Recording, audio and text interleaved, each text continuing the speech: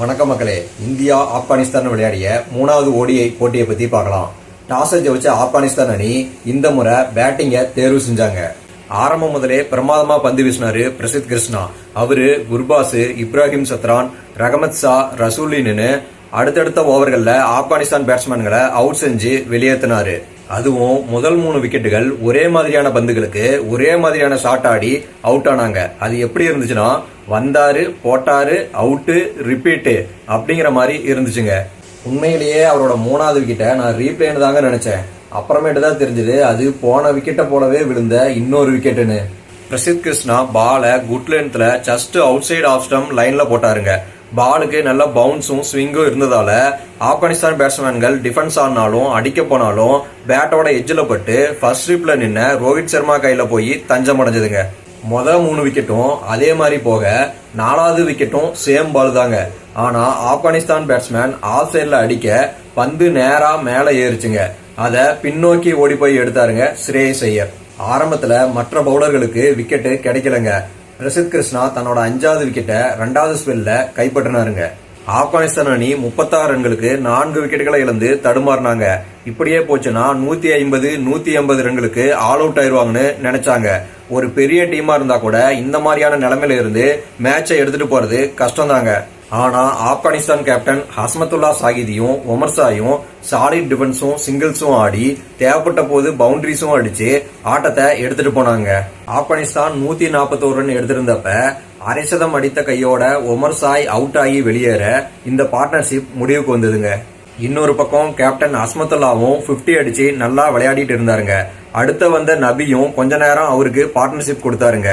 இருந்தாலும் அவரும் கொஞ்ச நேரத்துல அவுட் ஆயிட்டாருங்க.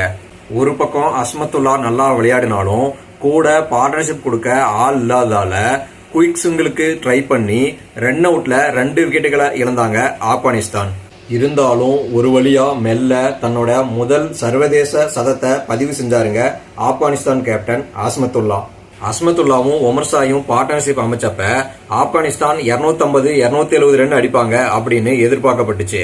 ஆனா ஒமர் ஷாய் அவுட்டுக்கு பின்னாடி யாரும் சரியான பார்ட்னர்ஷிப் அமைக்காததால 218 ரன்னுக்கே சுருண்டாங்க ஆப்கானிஸ்தான். 2வதா பேட்டிங் பண்ண வந்த இந்தியாவுக்கு தொடக்க ஆட்டக்காரர்களா எஸ்எஸ்வி ஜெய்ஸ்வாலும் ரோஹித் சர்மாவும் இறங்கினாங்க. போன முறை சொதப்பன ஜெய்ஸ்வால் இந்த முறை தரமான ஆட்டத்தை வெளிப்படுத்தினாரு. அவரு ஆரம்பத்துல இருந்தே அதிரடியா ஆடினாரு. இன்னொரு பக்கம் ரோஹித் சர்மா அப்பப்ப 4-6கள் அடிச்சாலும் எல்லா பந்துகளையும் அடிக்க போகாம நிதானமா ஆடினாரு. ஆனா அவரும் 50 அடிச்சதுக்கு அப்புறம் அதிரடியா ஆட ஆரம்பிச்சாரு. இன்னொரு பக்கம் ஜெய்ஸ்வாலும் தன்னோட 50ய பதிவு செஞ்சாரு. ஆப்கானிஸ்தான் ரோஹித் சர்மாவை அவுட் பண்ண ரஷித் கானை எடுத்துட்டு வந்தாங்க. ஏன்னா ரோஹித் சர்மா போன மேட்ச்ல ரஷித் கான் பவுலிங்ல போல்ட் ஆகி இருந்தாரு. ஆனா அதுக்கு ரிவெஞ்ச் வாங்குற விதமா ரோஹித் சர்மா ரஷித் கான் ஓவர்கள்ல 4-6களை விளாசி 40 ரன்களுக்கு மேல குவிச்சாரு. இருந்தாலும் 79 ரன் எடுத்திருந்தப்ப முகமது நபி ஓவர்ல கேட்ச் கொடுத்து அவுட் ஆனாரு ரோஹித் சர்மா. அவரு கொஞ்சம் பொறுமையா இருந்திருந்தா சதம் அடிச்சிருந்திருக்கலாம். ஆனா ரோஹித் சர்மா செய்யாத ஜெய்ஸ்வால் செஞ்சாருங்க. ஆமாங்க, சதத்தை நெருங்கிட்டு இருந்த ஜெய்ஸ்வால் முகமது நபியோட ஒரு நல்ல ஓவருக்கு டிஃபென்ஸ் ஆடி அதிசயமா ஓவரை மெய்டன் ஆக்கினாருங்க. நல்ல பந்துகளுக்கு மதிப்பளிச்சு மெய்டன் ஆக்கினாருங்க. அந்த பொறுப்பான ஆட்டத்தின் காரணமா சதமும் விளாசி அணி வெற்றி பெறும் வரைக்கும் ஆட்டம் இழக்காம களத்துல நின்னாருங்க.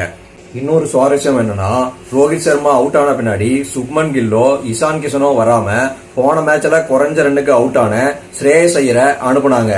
அவரும் மீதமிருந்த ரன்களை அடிக்கிற வரைக்கும் களத்துல நின்னாரு. இந்தியா 9 விக்கெட் வித்தியாசத்துல அபார வெற்றி பெற்றாங்க. அதோட தொடரையும் 3-0 அப்படின்னு ஒயிட் வாஷ் செஞ்சாங்க. Player of the match award Prasidh கிருஷ்ணாவுக்கும் player of the series award Shubman கில்லுக்கும் கொடுத்தாங்க. அடுத்து இந்த போட்டியில் செய்யப்பட்ட சாதனைகளை பார்க்கலாங்க. இந்தியா ஆப்கானிஸ்தான் அணி அடிச்ச 218 ரன்களை 28.4 ஓவர்கள்ல சேஸ் செஞ்சாங்க. இது இந்தியா சர்வதேச ஓடிஐ போட்டிகள்ல 200க்கும் மேற்பட்ட ரன்களை மிகவும் குறைந்த ஓவர்கள்ல சேஸ் செஞ்சது இதுதான். இது உலக அளவுல 200க்கும் மேற்பட்ட ரன்களை மிகவும் குறைந்த ஓவர்கள்ல சேஸ் செய்த 4வது பெரிய சாதனையாவும் இருக்குங்க. அடுத்து ரோஹித் சர்மா சென்னை சேப்பாக்கம் ஸ்டேடியத்துல தன்னோட முதல் அரை சதத்தை பதிவு செஞ்சாருங்க.